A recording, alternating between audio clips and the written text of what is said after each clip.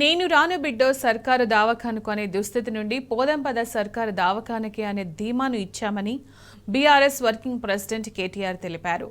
జననం నుండి మరణం దాకా ప్రతి దశలో మన సర్కారుంది అనే గొప్ప భరోసా తెచ్చామని చెప్పారు. #తెలంగాణ దశాబ్ది పేరుతో కేటీఆర్ ట్వీట్ చేశారు.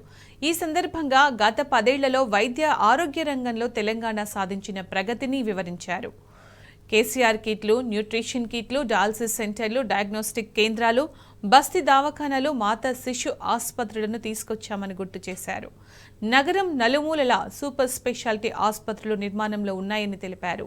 వరంగల్ నడిబొడ్డున దేశంలోని అతిపెద్ద ప్రభుత్వ దవాఖానను నిర్మిస్తున్నట్టు చెప్పారు.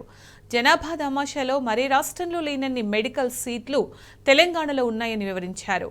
కేసీఆర్ పాలనలో వైద్య ఆరోగ్య రంగం దేశ చరిత్రలోని ఒక అరుదైన విప్లవాన్ని తెచ్చిందని కేటీఆర్ చెప్పారు.